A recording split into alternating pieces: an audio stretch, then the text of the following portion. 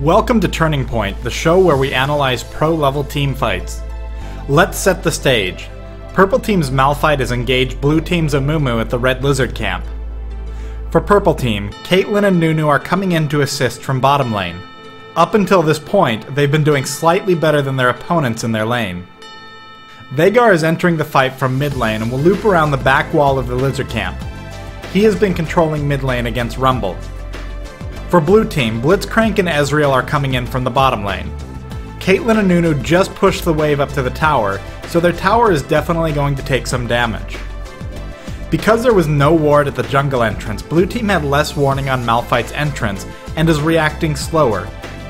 Practically speaking, they'll get there just as fast since it's closer to them, but Blitzcrank and Ezreal are going to be split off by terrain. Rumble is coming in from mid lane. Though he's been bullied in lane, he still packs a punch. We're about 10 minutes in. Purple Team has one more kill than Blue, as well as a very slight gold lead. This game has not been decided. Caitlyn and Nunu are getting into the fight very quickly thanks to Nunu's Blood Boil, already getting damage on Amumu. Just as they reach the bush, Rumble drops a fantastic ultimate, causing them to back off. This is when Blitzcrank pulls off a perfect grab on Caitlyn. The neat thing about this grab is Caitlyn isn't in Blue Team's vision anymore. Blitzcrank correctly led his hook despite this.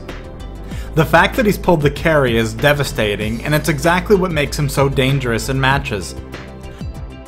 One quick thing to mention, unrelated to the play, Blitzcrank moved behind the double golems to fire his hook.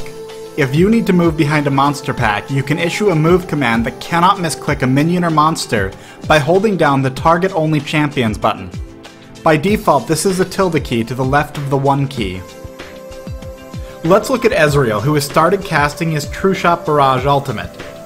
This is wonderfully lined up in such a way that it should hit all 4 opponents, keeping in mind that Veigar is coming through this alley as well. Unfortunately, both Nunu and Malphite turn around at the last moment, completely dodging Ezreal's ultimate. Taking out Caitlyn, the fight is now 4-on-3, but Ezreal and Blitzcrank are still cut off by terrain. As Malphite and Nunu once again backed off, Ezreal moved in to blink over the wall to pursue his opponents. Unfortunately, at the same moment he makes it over, Malphite has just begun casting his Unstoppable Force ultimate. On top of this, Veigar has Dark Matter landing right next to Ezreal's new location. Blitzcrank is no longer part of this engagement. He has moved to the Tri-Brush in order to prevent escape from that direction, but will not get back to the actual team fight in time. Ezreal is absolutely devastated, losing half of his health instantly. He is now alone in the middle of 3 of them and misses his Mystic Shot. On top of all this, Nunu begins channeling his ultimate.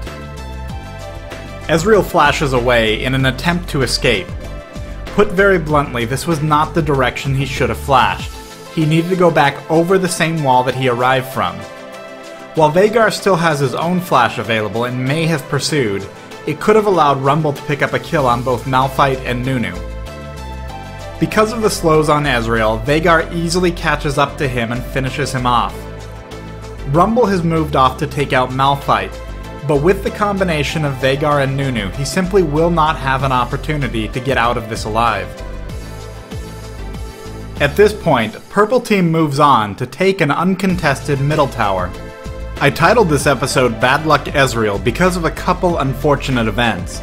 If his ult had landed and he hadn't arcane shifted where he did, the fight would not have gone the way that it did. But it's worth noting that luck wasn't involved at all, and it rarely is in situations like this. Even at a pro level, players simply are not able to perfectly predict what's going to happen, and that's what makes games like these so interesting to watch. Though there are a number of close team fights, Purple Team keeps getting further and further ahead.